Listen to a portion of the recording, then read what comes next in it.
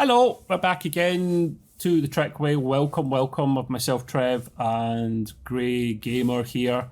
We're continuing on with our brilliant Prodigy review, Star Trek Prodigy, this time Season 2, Episodes 9 and 10, because it's a two-parter, titled The Devourer of All Things, Part 1 and Part 2. So we're just doing it as a oneer because there's a lot to discuss in this one and we don't want to take away from it. So without further ado, Gray, we'll just jump straight into it. To be fair, Okay. There is a lovely speech from Gray, from Gray, from Gray as well, probably from Gwen at the start. That I've liked the starts of quite a few of these episodes. To be fair, she says it's not about the journey; it's the destination. And she's just alluding to her friendship with our pals, the other kids, the fact that they're kind of family as well as friends, and they're all in this together. That's what I took from that speech anyway, Gray. They find where they think the protostar is, and I've seen this before. This kind of theme. It's a planet that's out of phase. And they've got a way to take it out of phase, Gray, but it's the McGubbin here. The good old Heisenberg compensator comes to the rescue again. That thing has done so many random things in Star Trek that no one can explain. If you want it to do something miraculous and you don't want to provide an explanation, you turn to the Heisenberg compensator. Gray, what is a Heisenberg compensator? I don't remember. It's a thing that does what it's going to do. It's a thing that does the thing that you want to do. Yeah, that's it. It's a MacGuffin, isn't it? It's a MacGuffin. Well, that's I mean, it. At least they weren't getting far-fetched with this one. I mean, it's almost kind of like what, our human eyes. We can't see certain light spectrums. We just can't. But some of the probes and satellites we put up there are made to look in those spectrums, and then we see stuff, but otherwise we never see it. That's true. So that's not really that hard to believe. It's just, doing something where you can see it, We've seen planets out of phase before. One that comes to mind immediately is in Star Trek Voyager, where you had it was more of a time out of phase with time, more than anything, where they advanced through the blink of an eye compared to what Voyager perceived as time on the ship. I really enjoyed that. There was a Deep Space Nine episode with a planet that was out of phase as well, and every 100 years it would come back into normal space, and I think can't remember her name now. One of the characters in Deep Space Nine had an emotional attachment to somebody in that planet, and do you stay or do you go back home? And so I love it when you have this concept of a planet out of phase or out of time with space, and we get to see it again in Prodigy this time, thanks to the good old Heisenberg compensator. Now, if this wasn't for the fact that we do raw, unedited reviews, because it's kind of our shtick here, and I'm really lazy, I would immediately about now just put Heisenberg from Breaking Bad up on the screen. If you've seen the program, I'm assuming you haven't seen that program, Gray, Breaking Bad. One of the best shows I've ever seen.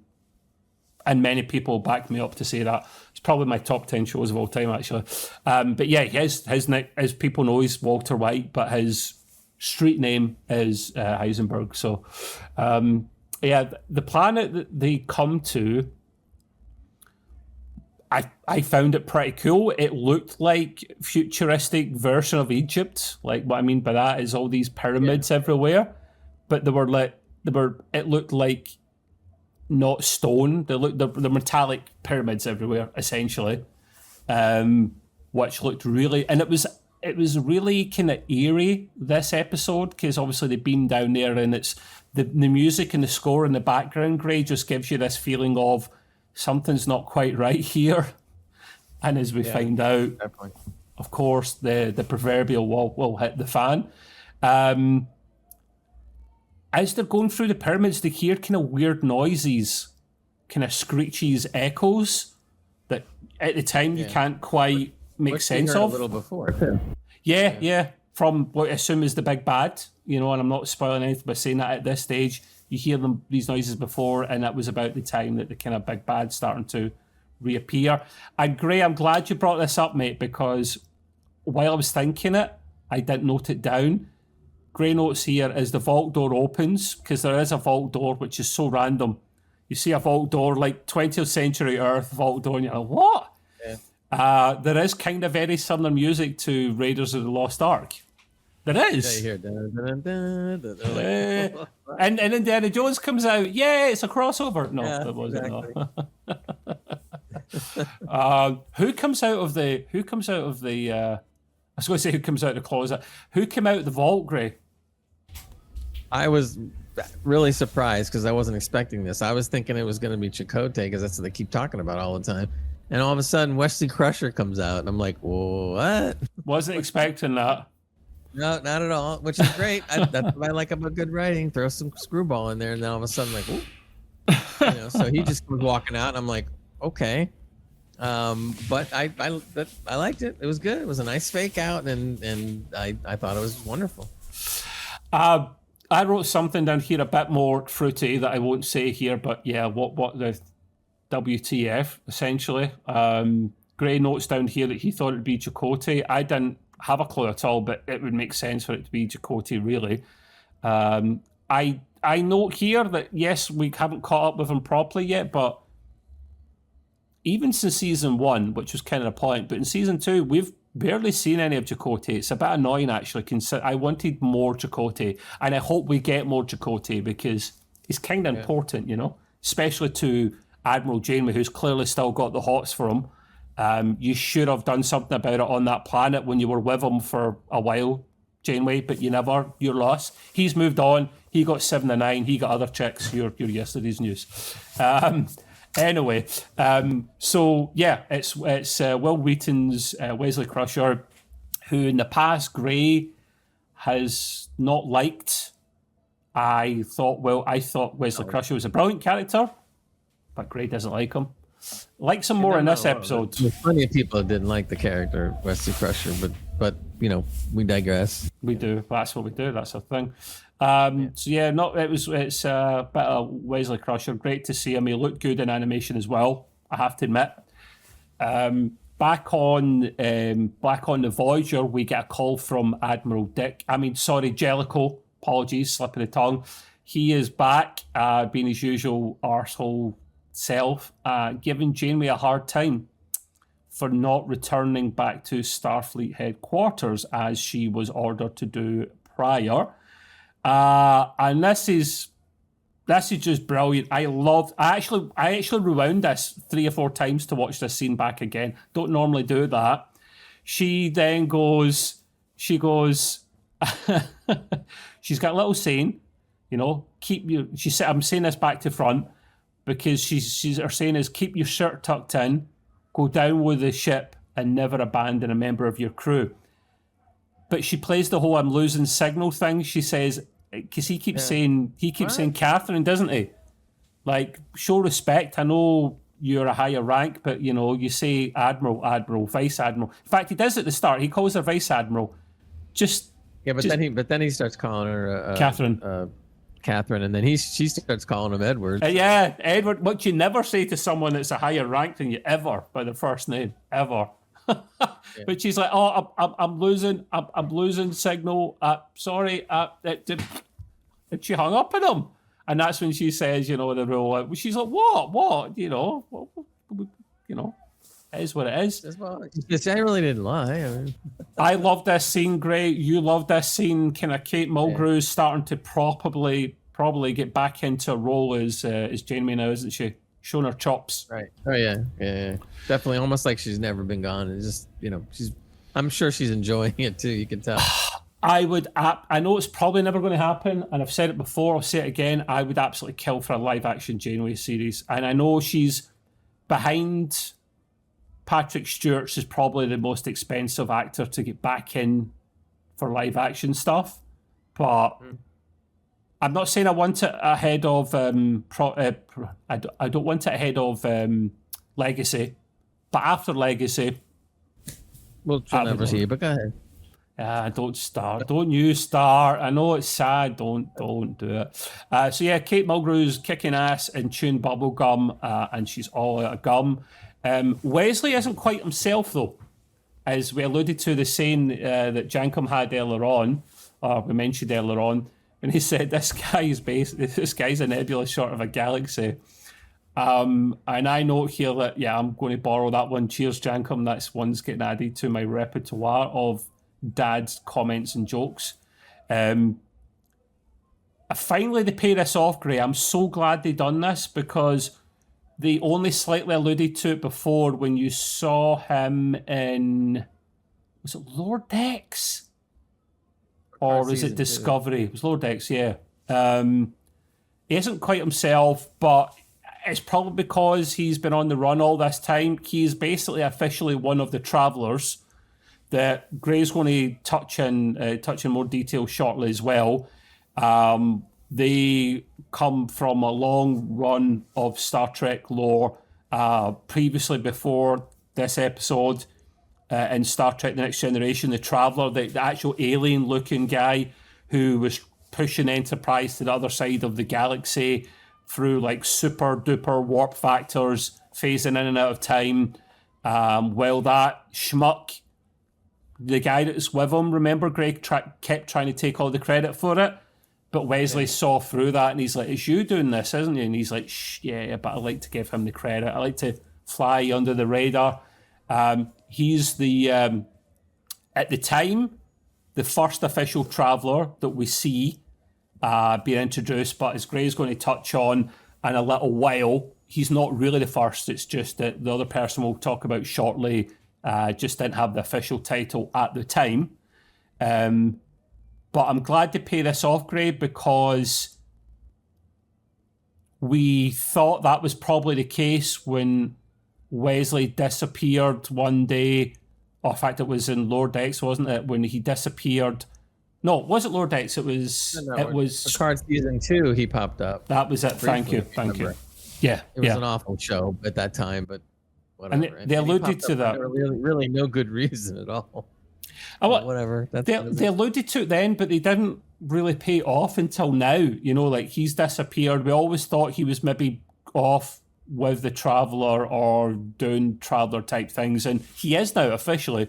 He's talking a bit funny. He's got like weird devices and gadgets and portals and all this mind to matter nonsense he's doing. And I'm thinking, Jesus, man, he's like super duper charged being this guy, you know. Really good writing and acting by Will Wheaton. You give him some credit, Gray, even though you don't like him normally. No, I'm not that I don't like him. I just didn't like the character, the way it was portrayed previous. But what I really liked about this is the best, I think, it was the best acting I've seen Will Wheaton do entirely on Star Trek. All the stuff that went before was okay. Yeah. This was actually really good. I mean, and part of that is because of Wheaton being able to pull it off, and part of it is because the writing was really good. I mean, he had a lot to say. I mean, literally, he had a lot to say, and everything that he said in the character that he's portraying as Wesley, but yes, he's a traveler as well. He had to get a lot in, so he's like rambling, but it's hard to. You really have to know what you're doing when you're acting and you ramble, because if you don't ramble properly, you lose the audience because they can't keep up with it. Is there a way to ramble properly? Is there? Is it an art form? Is it? Well, it is. I mean, when you ramble like that, you have to make sure that you are very clear and enunciate every word perfectly. Because a lot of people, like normal humans, you and I, whatever, if we ramble, we understand each other, but we're not always coherent per se to other people because we're just kind of like, blah, blah, blah, right? But you have to concentrate on making your rambling sound like you're not rambling, even though you are. So he was really getting a lot of dialogue in, man. He was just like one thing after. He was almost like a Robin Williams. You know how good Robin Williams used to be like that? He used to go on and on and on, but you understood what he said, and he was funny all the time. Very much like that. He just had to sit there and blah, blah, blah, and so I thought he was great. I really, really enjoyed him. I thought the character was perfect in this. It really was. I think part of the reason he pulls this off pretty well. You're right, yeah, for sure.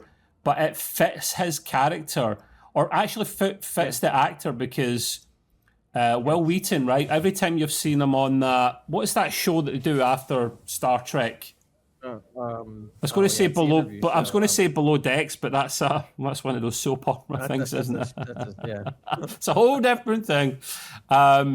What's it called? You know, the one After Trek. That's it. Yeah, yeah, you're right. Yeah. See, when he does that, and you actually hear Will Wheaton in person, he's really eccentric. He's really bubbly. Right.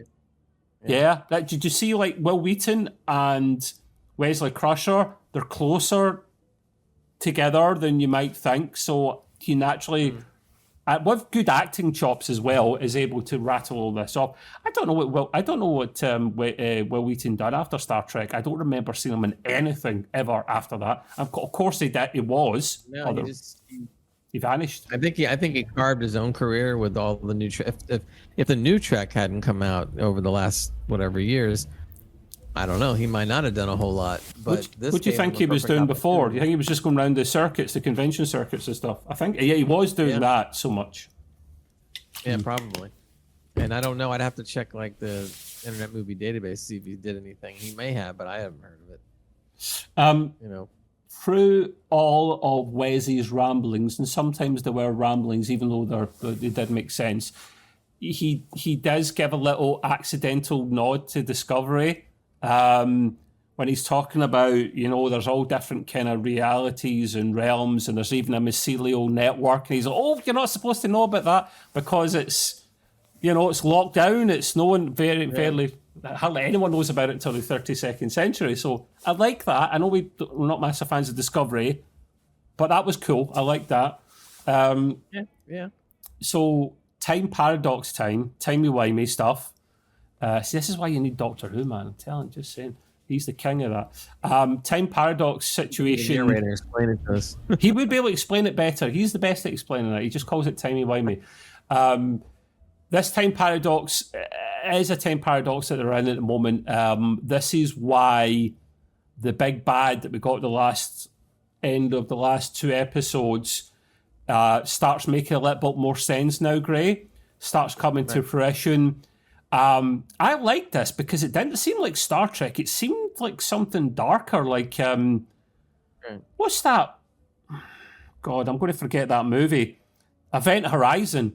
What a movie that is with the English fella in it. Where sci-fi meets horror, and they turn into like demon type things, and start eating everyone on the ship. These big bads, literally, when the galaxies start breaking down, these realities between times, the timelines start breaking down. These creatures that look like squid type. They look like the robots from the Matrix that come after all the hovercraft ships. Like the kind of the tentacles, and these things feed on dying timelines. And the prime universe, as they call it, prime. They're going very Marvel on us here, multiverse. The prime universe is slowly but surely dying because of what happened with the protostar out of time, and this is where Wesley Crusher comes to be, that he tries to fix things like that. I think he's maybe bitten off more than he could chew, Gray. What do you make of these bad guys so far when you start seeing more of them? They're called the Loom, by the way. I think Loom they're spelled. I like them too. I thought they were pretty cool. I thought they were great characters, and I really liked whoever came up with the concept of what they look like, because I thought they looked properly menacing, as well as serving the purpose or whatever. But I loved it. I thought the whole thing was, and I thought the other thing I thought was kind of cool is there's times during the episode and so forth where time seemed to be slowed down, and then all of a sudden it was still, and everybody was frozen in time. And then you didn't know why that happened. And then they finally explained it. Thank you, writers. That they said that the creatures actually slow down time and then stop it so that they could feed on everything in the timeline. And I go like, it's equivalent. It's equivalent of venom if you think about it, isn't it? Yeah, exactly. Paralyzing you and then eating you or whatever. Yeah. So it was a great explanation. I went like, okay, because I kept on wondering like, what is this? What's going on? And then they explained it, and I was just like, okay, now that makes sense. And a couple of, and the other thing was Wesley explained at one point, he said that it's not even a matter of just devouring. They said they absolutely erase you from all timelines. Yeah. Period. Yeah. As we touch on later. Cool. They said that it'll be as if no one even ever knew you ever existed. Yeah, there was a good example of that later on that I didn't write down, right, where one of the Voyager crew gets munched, and as they go back onto the ship in an emergency beam out, they're like, such and such, we lost such and such, and Jamie's like, who? Yeah. The guy that just came with who? Because he's been erased from existence so no one knows it existed, which is smart, very, very smart. Where have we heard the term the Loom before, Gray? I'll give you a clue, a big clue. Marvel. No. So we've heard it from Loki season 2. That was the device that kept the time streams together. The Loom, it's called the Loom. So I think it's the same spelling, Loom. But they are literally the time scavengers. And as Gray says, they freeze you so that they can gobble you all up. But the reason Gwen sees them, it was the prior episode possibly, or earlier on in the episode, I don't recall when, beforehand, she sees them when everyone else is frozen, is because this little device she's got on to keep her like shifting out of, or going out of phase too much, works against the Loom. And that's kind of key here. That really, really is key to surviving this, or attempting to survive this.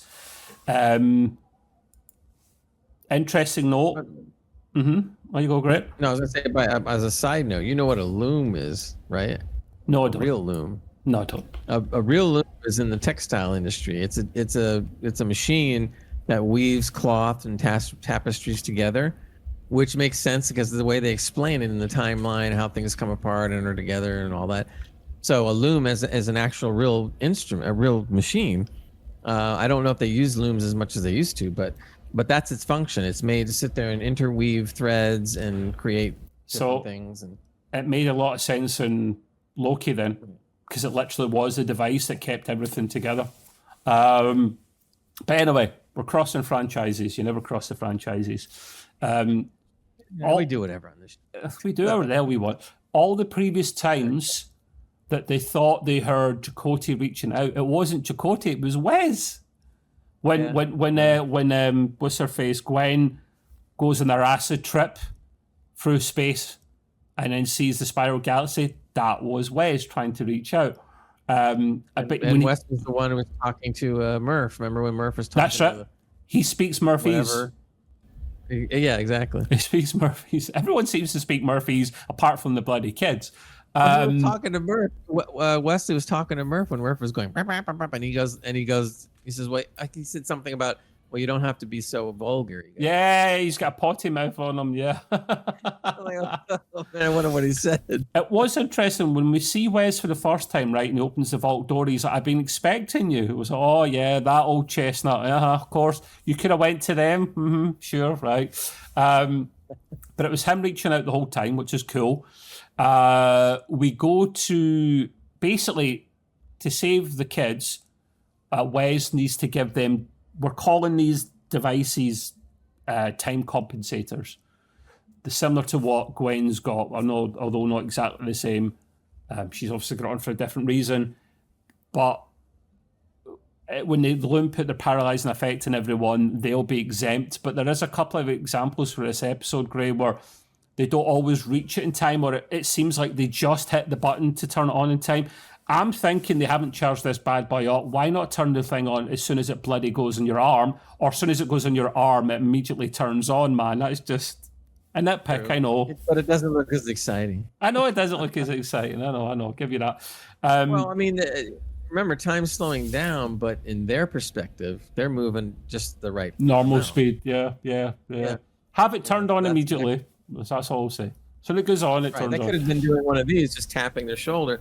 But we're seeing it as the frozen, and they're moving really slow. True. It was cool. It brought the. It worked. Home, It worked. Yeah. So this will keep them immune from the freezing, the time freezing events, but the Loom can still come after them and gobble them up. So They have to bear that in mind, of course. And as Gray said, they're excellent bad guys so far. The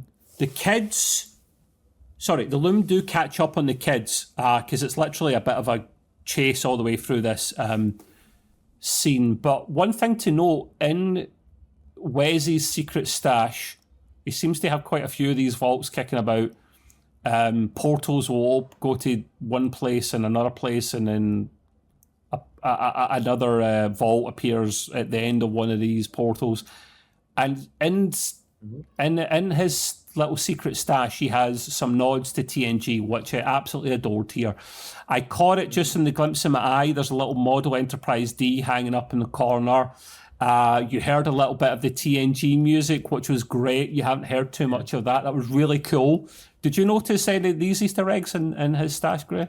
Oh yeah. You're good at that. You have the good eyes. It goes by quick, and it's you don't always notice it because it just kind of like happens, and they don't dwell on it. So which is I kind of like, because if you're gonna do a good Easter egg, you just kind of want to just do it.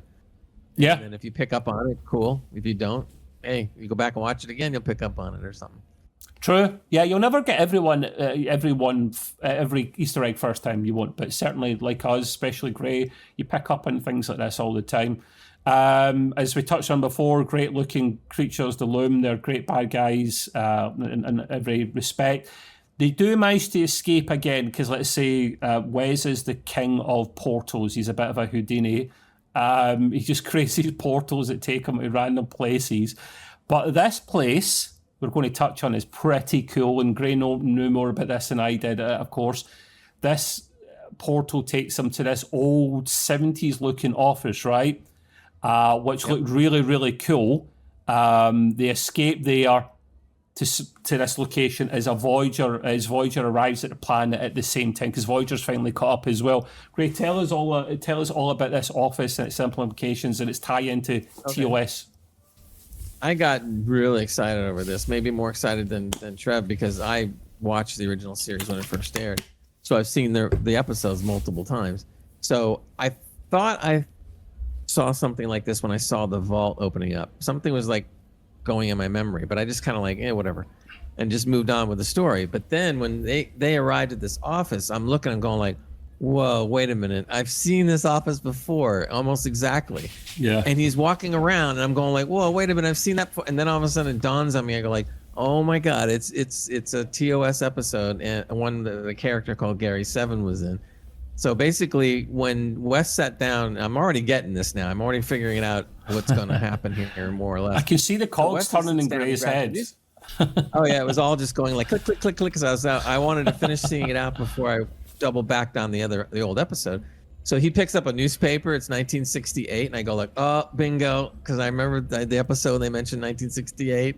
You see that Apollo 7 had taken off and everything, and I know because I watched it take off. And what does he say? That's one of his favourites, isn't it? He was looking. Is that one of my favourites? Yeah, that's one of my favourites.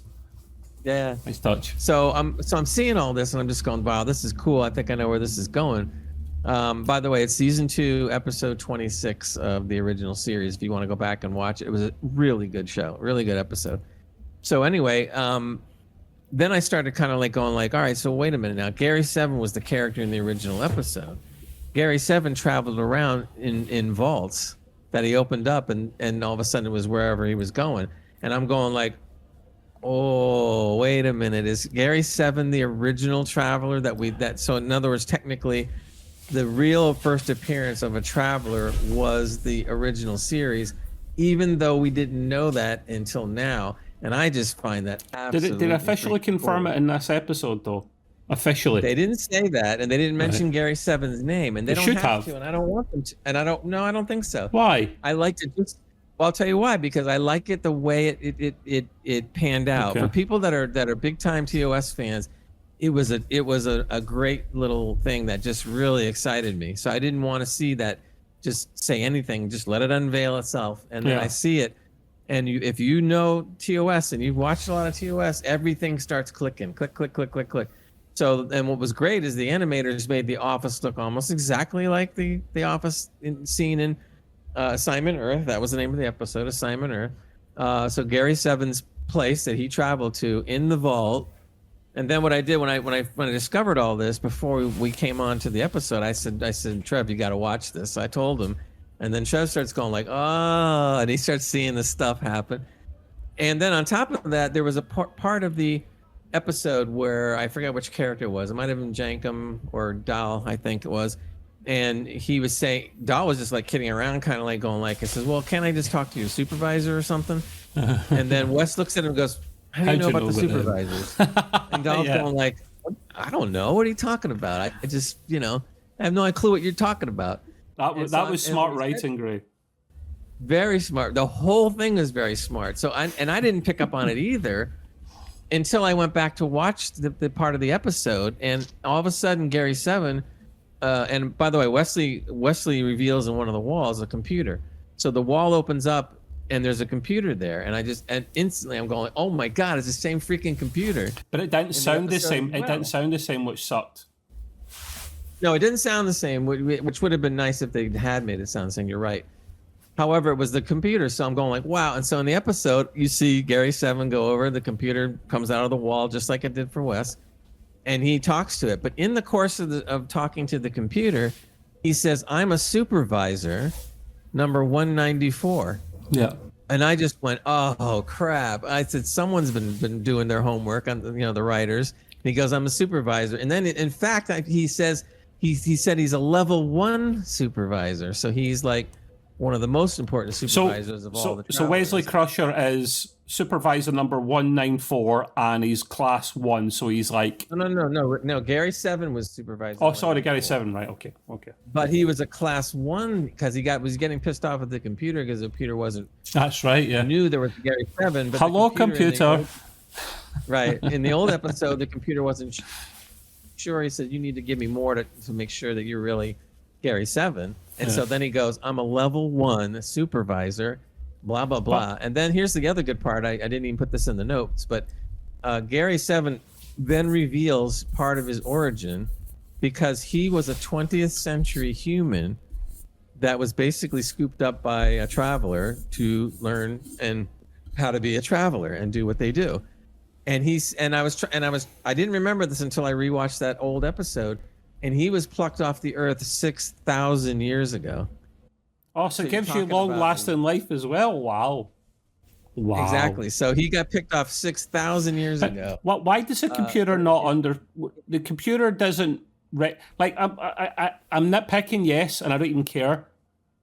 I'm sorry, a computer that advanced, speak recognition is a thing, and it didn't know that was him until he actually told him in the rank. That doesn't make any sense. No, but you have to see the episode and it all makes sense. And the other thing is, I don't from what he was saying, because originally he said I'm a 20th century man. So I think what he was saying when he started going to 6,000 is he was giving the history of the travelers that dealt with Earth. So in what little bit he said in that episode, and I advise everybody to go back and watch this on TOS, he actually gives a little bit of a history of the travelers. I mean, now that we call them the travelers. The other thing that was really interesting about that is that episode was made on purpose because Gene Roddenberry wanted to create a new show, not called The Traveler, but it was going to be called whatever. And it was going to be about this character, Robert Lansing, who's an absolutely fantastic TV actor at the time, was going to play the part of Gary Seven. When Roddenberry went to the executives and said, I want to do this new series, they said, like, nah, you're doing Star Trek right now. I don't think we want to go there. Yeah. So what did he do? He sneakily wrote it into Star Trek, okay, and created the character and the basis for this thing, right? This TV show that he wanted to do. And then when it was done, he went back to the executives and say, see, this is what I wanted to do, but they still didn't do it. The Gary Seven concept, the Travelers, makes, I know it's still sci-fi, but it's less batshit crazy to the guys at CBS than Star Trek itself is. It actually makes a little bit more sense, and I'm surprised they didn't go for that. But they're probably thinking, like you've got one kind of batshit crazy sci-fi show at the moment. We're not going to give you another one. Remember, this was 1968, and they were like, And remember the first time it was shown, it wasn't a smash hit first time it was shown TOS. So they're probably thinking we don't have the viewing figures to match this. So you There know, was whatever. nothing like it on television, even close to liking it. The only thing that was kind of close to Star Trek at that time when it first aired was Twilight Zone and Outer Limits, which also suffered some of the same stuff where the executives were just barely keeping those shows on the air, and now they're all classic. And you had you had the odd other sci-fi show as well, or program or movie, but they were always batshit crazy. Like Star Trek makes a little bit of sense. I'm thinking Barbarella, and you're thinking things like that. Yeah, And you're thinking you're thinking of flying saucers and random looking aliens, and you're just thinking these shows and movies before gave sci-fi a bad name, so that when it came to making TOS, they went, "You kidding me? Some of the other crap we've had before, and you want to make more of it?" No, Gene says, "I want to make something better and it'll make more sense." And he was right. You know, it just took a while for them to realize the errors of their ways. So he did not want to take. He wanted to make sure that he made an intelligent show. He didn't want to insult the intelligence of the audience. Yeah, he knew that people were smarter than you think. But you know what? Even today, as we've seen in other episodes, other new Trek stuff, that the studios still don't even seem to understand. And the same thing happens with Star Wars. So years later, has it changed anything? Now they're still pretty stupid in a lot of ways. But anyway, we digress. But that was a really, to me, it was fabulous. I already liked these 2 episodes anyway. But when that happened, it just sent me through the roof, because I'm just kind of like, oh wow, this is so cool. And they definitely laid it out there for TOS fans. I mean, to the hilt, man. I mean, everything about it, without even saying the name, and without even saying Gary 7, and without even seeing the Traveler, without nothing, everything was laid out completely in front of you for that. And it was just like, it was fabulous. I really loved it. It was pretty smart. The whole scene, to be fair, the whole 2-parter. That office they're in, from back in the day, from TOS till now, turns out that is a bit of a training facility for the Travelers, which makes a lot of sense now, because you've seen it a couple of times. Really does. That's their place that they go to, their go-to place. And there, in that location, they're supposed to be saved from not only the Loom, but I read in between the lines that it's a safe space in general from interdimensional beings, and it's very, very hard to get to unless you are a traveler. But the Loom kind of, as he says that, we're safe here, you know, straight away, like, yeah, the Loom are going to start busting their way through, and they start slowly but surely busting their way through, and he's like, shit, I didn't really have a backup plan. This whole time said Voyager had arrived before, and Jamie sends down a away team, but she has no clue what to expect, unlike what the kids and Wes know what's going on. And this includes Miguel, the Nova Squadron Vulcan cadet. In fact, they're not even cadets. Well, they're cadets, the Nova Squadron guys. Yeah, they are. Almost no time at all, because again, they went in without a kind of clue what was going on. One of the officers is almost munched immediately. And to be fair, Jamie isn't going to let Miguel go down originally. But she says, listen, we don't know where the kids are. Like, I'm a telepath. Zero's a telepath. I'd be able to hear his thoughts, Zero's thoughts, and use it as coordinates, if you like. She's like, okay. Mm-hmm. The first officer, Tyrese, is right. Okay, I'll guard her my life, and he's true to his word in that respect. They all beam down. Let's say one of the red shirts is almost munched immediately by the Loom, completely disintegrated. And it looks like it's getting to the stage where it looks like Miguel might get munched as well. But yeah. But to be fair, Dal does save the day by saving their bacon. And at this stage here, we've seen this being hinted at before, Gray. But is it just me or Zero and Michelle kind of starting to become an item? Yeah, is that a thing? Maybe going on. Remember that there was one scene where Michelle was saying that she said out loud that this is what you do for friends, when she was trying to just get people out of the way, the doctor out of the way in the previous episodes. Yeah. And then she turns to Zero telepathically without saying anything. It says, especially one as interesting as you. and Zero just goes, like that, like she's embarrassed or something. So this, there you go, finish. No, I was just gonna say, and then that you kind of just got the first real inkling of it right there. You're just kind of like, well, okay, maybe something. This makes a bit more sense why Michelle's actually helping him out. We touched on this before, like she is a teenager, whatever. We haven't really seen that aspect, but it does make more sense because she kind of likes in her own Vulcan way, Zero, that she's more. She's doing this more for Zero than she is for the kids collectively. I think. I got a funny side note. Maybe she hasn't gone through Pon Far yet. Yeah, true. No, is it not the guys that go through Pon Far? It's not the girls, is it? Well, it's the guys. No, it's the guys. It's the guys. I'm pretty sure. They never really said that the girls don't go through something like that too. It's just kind of like they never really talk about it. They don't. So it's a bit of a doesn't gray mean area. that the female doesn't go through whatever Pon Far or whatever they call it for female Vulcans. I don't know. They never ever said anything about that. Not even in Strange New Worlds and stuff. But hey, the Pon Far does not sound nice at all, man. Like, you get laid every 7 years, man. That just sounds brutal. That's why they go crazy. No wonder, man. Poor blokes. So yeah, the Loom have caught up again, as I said before, with the gang. But Wes seems to work best under pressure with these escape plans. They make another break for it, this time towards the Infinity. But it's a bit too late because the Loom are already ahead of them and they've munched the ship. And I'm like, what? I thought they were after organic beings. No, non-organic. It's all the same to the Loom. They munched the ship and out of existence. I didn't expect that, Gray. Like that means they can literally get rid of anything they want to. That's maybe a bit too much, no? No, I don't think so, because maybe he said they munched timelines, entire timelines. True. So technically, that means they could munch anything, but of course they're not going to show them munching walls and everything because that would take too long. But essentially, if you're totally eradicating a timeline, that means there's a whole lot of you and you're just eating everything in sight.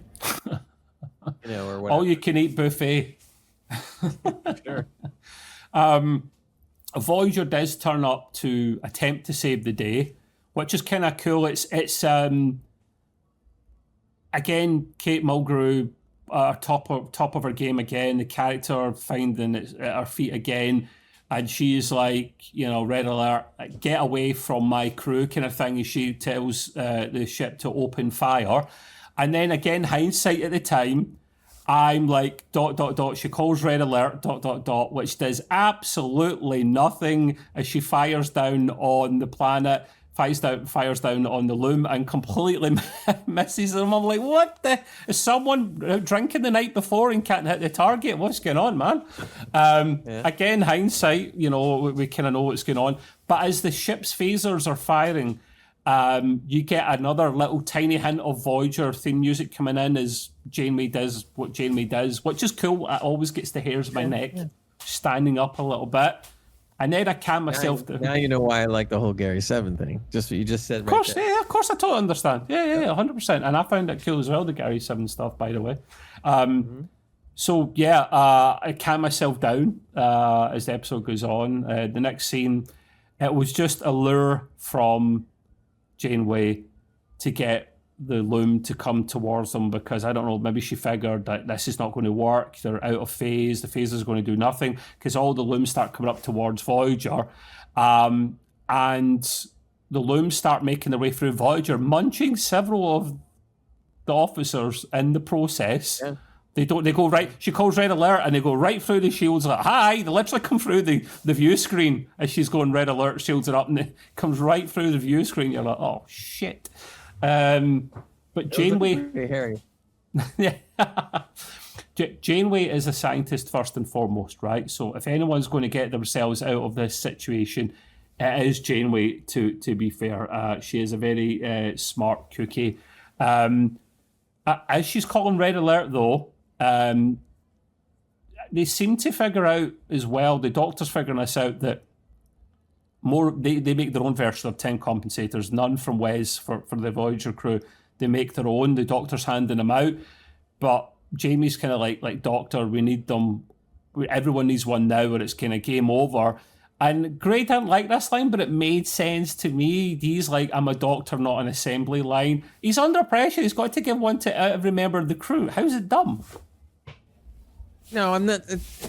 Maybe dumb is the wrong word. I liked what he said. It was funny. I just thought that you're in the middle of a really bad crisis, and he comes up with something like that. It was kind of like that should have come at a part when it wasn't so tense. But I mean, it was a really super tense thing, and she was trying to make a point, and then he cracks a joke. And like, well, if you recall Star Trek First Contact, I don't think it's supposed to be the exact same doctor, but it's the Mark 1 hologram in sickbay when they're trying to cause a bit of a divergent for Beverly Crusher and some of the kids, was it? As the Borg bash their way through into the ship. And she's like, just distract him, a little song, a little dance, I don't care what you do. And then that's when he's standing where you see the camera pan and he's like, would you like an allergenic cream or whatever they call it? You know, skin rashes on Vorg are pretty bad and I can help you out with that as he's getting pushed into the back. He doesn't do well under pressure, the Doctor. He's been programmed with, you know, kind of human traits of shitting his pants, basically, a little bit. Again, Janeway, the genius, the scientist, they find themselves in the shuttle bay, and then all of a sudden, one of the shuttlecraft that Voyager has. Now, I love the shuttlecrafts in this era. I think, finally, like the TNG era shuttlecrafts did not look fitting for the time, Gray, and I appreciate limitations at the time, but they were always little shitty boxes. They hadn't evolved much from TOS, but now they're starting to look more futuristic and really cool. And all of a sudden, this shuttlecraft starts firing upon one of the Loom and phasers off all its bloody tentacles. And if that's not going to set off an alarm, I don't know what is. A shuttle's phasers are a bit of a step up. And she said, I know how to hurt you now, that kind of thing. She's like, come with me, you know. And it's all of a lure, you know. She's trying to get the Loom away from the kids, away from the ship. She takes the shuttlecraft away, and then she kind of backs it out of the shuttlecraft really quickly, and then does a kind of nosedive thing, and almost hits the ground, but kind of pulls up in time. She's like, I learned that one from Tom Paris. Nice little nod. Top pilot. Cute, yeah. Or you could say as well, what's her name from Strange New Worlds? The really short hair. Ortega. Yeah. She does that as well, doesn't she? Yeah. And she's literally trying to lure this Loom away the whole time. She's trying to phaser it some more. She then deploys quantum torpedoes. Right, this is cool. I'm up for pew pew, Gray, but a shuttlecraft carrying quantum torpedoes. A shuttlecraft carrying quantum torpedoes. It probably doesn't have very many, though. You're talking about it's only in defense, so they could fire maybe a couple and they're done. I've never known a shuttlecraft to have launchers on it. Yeah, I think they should have just had regular photons, maybe at the most. None, but okay. Or none, yeah. But I'm just saying. By the way, I don't think we mentioned that the reason why the phasers were hurting the Loom is because Janeway figured out how to change the phase to match their phase, and so thus hurting them, which was cool. That makes sense. It's something that's been done before, kind of. But she figured it out on the fly. See that bit in the notes, Gray? That was about to come up. Oh, I thought that was a bit more dimensional. He's jumping the gun. It's about, no, to be fair, it's all part of the same bullet point, the point we have down here, to be fair. No, she figured it out because she's a smart scientist. She changes the phase variants, as Gray says, to match them. She figures out how to hurt them, so the Loom are caught off guard a little bit. There's always got to be a scientist. So this is why I love Star Trek. If this had been Star Wars, and I know I'm going to upset some people, I don't mind Star Wars. Everyone hates the Acolyte in the moment. The Acolyte stuff I enjoy because I'm not a diehard, whereas I understand why the Star Wars fans, like our friend and colleague Hans, hate it because it pisses all over lore and canon and all that. It's more fantasy-based. I've never considered Star Wars science fiction. I don't. Right. I consider it fantasy with sci-fi elements to it. Star Trek usually, for the most part, makes sense. And if that had been Star Wars, they would have explained it up with some kind of force energy or some shit like that. But in Star Trek, it's science. It's like they're out of phase, hence why they can go go through shields and whatever they want. Let's change the phase variants. Let's match what they're on and actually start kicking ass and chewing bubblegum. And she does, and that was a really cool moment.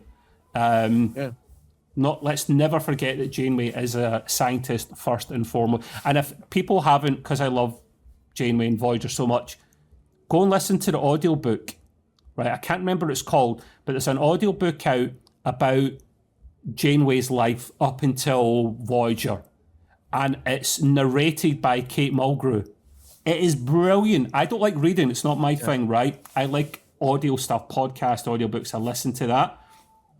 And it makes such a difference when the actor that normally plays the character voices themselves. William Shatner done it in the animated book when he, instead of dying on Viridian 4, was it? He's actually resurrected by the Romulans and turned into a bit of a sleeper agent zombie type, character. But he voices himself all the way through it, and there's sound effects in the background, Gray, like phaser fire and noise and wind and stuff, and it builds it up it's like a movie in your head, like the old radio theater. That's what it is. It's like so when Kate Mulgrew does this, talks about her character, it's brilliant. You learn all these things. I can tell you stuff about that character you don't know about, Gray, because I've listened to this. What was her first boyfriend? Her first boyfriend? Yeah, you said you knew everything about Janeway. Oh, well, I tell you something about Janeway and boyfriends. She liked playing away from home, if you know what I mean. Oh, okay.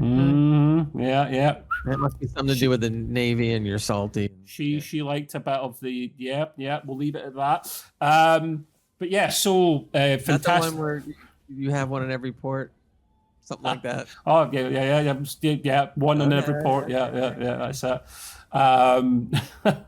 So yeah, completely different angle there. But now she's figured out to hurt them. The Loom they're good bad guys. They adapt, don't they? So they kind of force the shuttle down and it kind of crash lands a little bit. Not before Janeway gets off some quantum torpedoes, which takes one of the Loom out.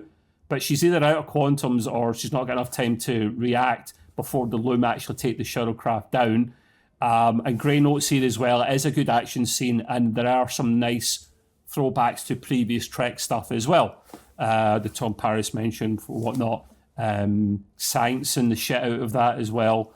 And then last but not least, Wesley, under pressure again, saves the kids and Janeway at the same time with more of his portal magic, more of his traveller magic. Yeah. He figures out, this bit's a bit crazy. At the end there, they're all standing around in a circle and he needs them to stand in a particular location because this device in the middle kind of almost reads them like a scanner and tells them where they need to be. And he's like, what's going on here? Like, I can't figure out where we're supposed to go. This is not the plan. Until Michelle is he figures out Michelle's the missing part of the puzzle, which is kind of cool. She's now unofficially part of their little posse. She stands in the last spot. He's like, I can see where you have to go now. You have to go. Janeway busts in and just in time. But Wes is trying to explain, like, listen, you need to let the kids go off and do this. Otherwise, it's game over. It's only the kids that can do that. And Jamie lets them go reluctantly, but she realizes that's what has to be done. So they go off to where they're going to go off to, and then another portal appears under Janeway's legs, and she disappears and lands right in her captain's seat on their bridge. I thought that was pretty cool. I think it was smart because Wesley was trying to save her because, look, you're not going to follow the kids. I'm not going to let you die. And in fact, he mentions earlier in the episode, he says that he has an affinity for this timeline because his mother lives in it. Yes, he does say that. Yes. So he identifies. So he's just kind of like, I'm going to drop her back on the Voyager so she's safe for now. I wonder if he goes back and sees his mum, because I know if I hadn't seen my mum for any longer than a month or two, I'm sure even she lived in one side of the country and I lived in another. If I hadn't seen her for more than 2 months, she would come after me. I think they're definitely setting that up. He will be meeting her. In the show, so hopefully Gates McFadden does a voice part in this. That would be nice at the end. So yeah, the kids arrive where they need to go to which is where the protostar is. You hear the kids, you hear Dal going, "Is that what I think it is?" And it comes up, and there's a protostar not hovering, like perfectly balanced on a mountaintop up above the clouds. I mean, it's so it looked cool. Visually, it looks cool. It's so fucking random that it's just perfectly balanced like this. And who's sitting at the front of the hall, just sitting chilling? Like, it's Chakotay. I mean, all he was missing was a whiskey and a big cigar with his gangster glasses on. He was just sitting at the front, chilling, watching the sun. Like, it was the most random thing ever, Gray. The only thing that I noticed, well, obviously, his hair looked longer. He looked like he was a little older. Yeah. But that's about it. I don't know what he was chilling on. He was just looking at the sunset or something. Do you think he was expecting him? I think he was expecting him. I think that's why, as they approach him. I think that's what's happening. Maybe. Yeah. So, Gray, what did you give this out of 10 and why? I gave it a 10 out of 10. I was hovering. Well, I'm putting the 2 episodes together like we just did. Yeah. That's one reason. The other reason is that I would have given it at least a 9, but when I saw all that stuff with Gary Seven and how well that was laid out, and how surprisingly well Will Wheaton acted, I just went like, okay, that's enough. It pushed me over, so I had to go 10. It's just bias or whatever you want to call it, but I had to go 10. Fair enough. What if I do this? There you go. 9.5. So I was 9 out of 10, right?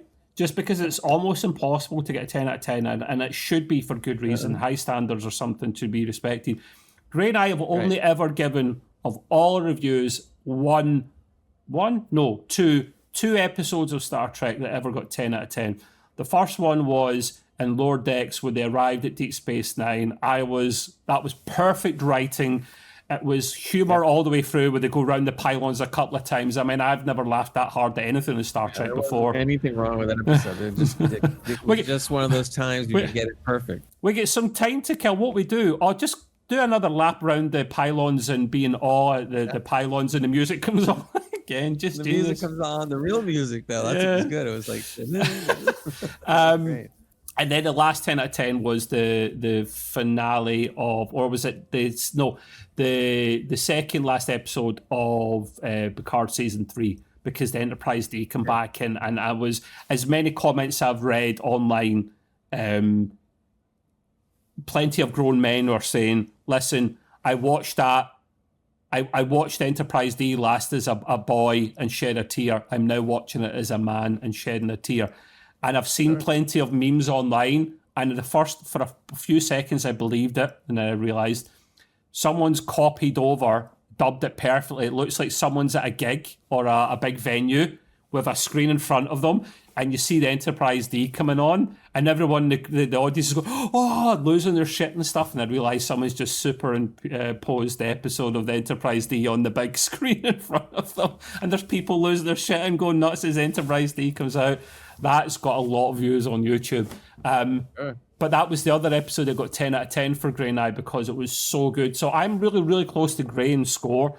And I think it's just because he's got the Gary Seven stuff over me that he recalls that more vividly than I ever do. For reference, I've seen every episode of TOS before, but only ever once. And I have the memory of a goldfish. What were we just talking about? I'm joking. So don't get erased from the timeline.